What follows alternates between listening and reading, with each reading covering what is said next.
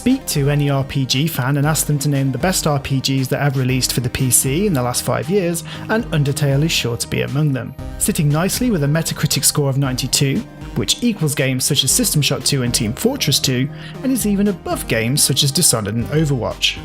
Undertale quickly became a modern gaming classic and received a huge cult following, but Undertale's influences reach far back to the SNES console and a game known as Earthbound.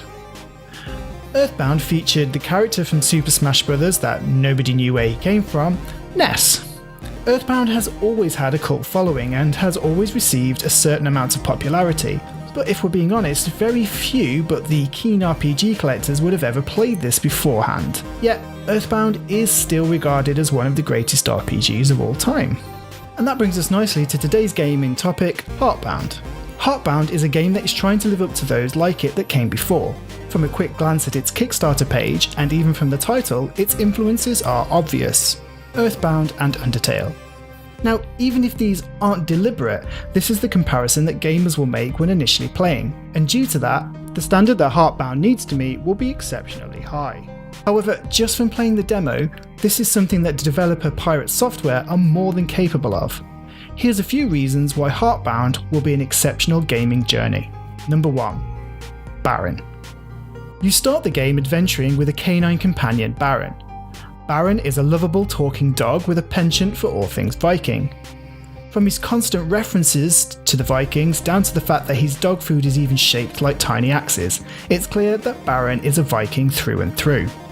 The narrative quickly explains that Baron and main character Lore share a special bond, and one that is about to be tested. I fully expect to be an emotional wreck when playing this game due to that fact. Baron himself seems to be inspired by one of the developer's own dogs, and the game seems to have a dedication in his memory.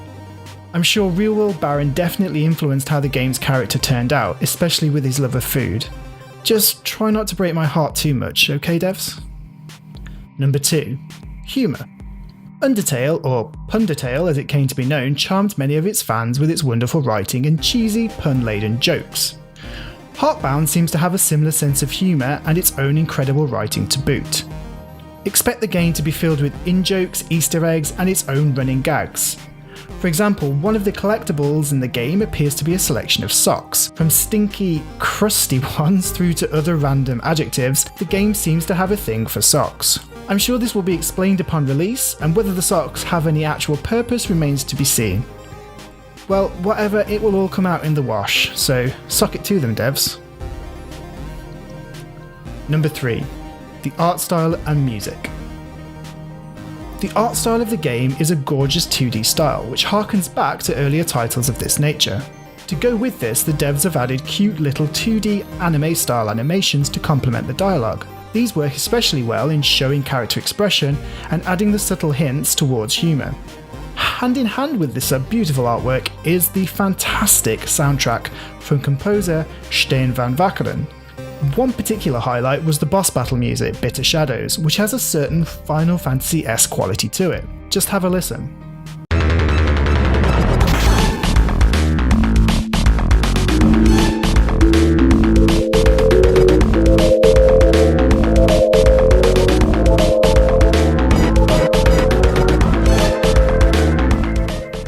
Altogether, the art style and music blend together to create a wonderful world, a world that I can't wait to explore. And if the demo is anything to go by, the soundtrack is going to be something I'm going to be humming for weeks and weeks after I finish playing the game. Number 4. The battle system. Whilst we're on the subject of bosses and their music, the boss battle system in Heartbound itself has a very unique twist. The developers themselves have compared it to WarioWare minigames, but I feel that this conjures up images of rage quitting by smashing your Game Boy Advance SP into the wall. Whereas the system here felt fresh whilst I was playing it, with its implementation of a steady difficulty curve. There were 2 flavours of the minigames on offer here, neither were too difficult. One requires you to move to a safe zone to avoid an attack, and the other required fast reflexes to destroy projectiles before they hit you. It seems the developers may have been inspired by the bullet hell system from Undertale, but rather than just mimic this, they've included their own version to keep it fresh. I'm definitely looking forward to see what the other minigames are, and as long as the developers can keep them fresh, stay away from them becoming repetitive and boring, they will be well received. Number 5. Puzzles. The game will challenge those who enjoy puzzles. Like its predecessors, expect the game to include a few conundrums to flummox you.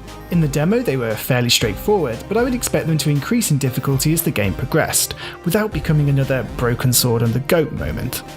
The developers have also released a cryptographic puzzle for the community to work towards and solving, and I'll leave a link in the description below if that kind of thing tickles your fancy. Me personally, I'm not really clever enough to have a go at that, but I look forward to seeing the results from the community as they're released.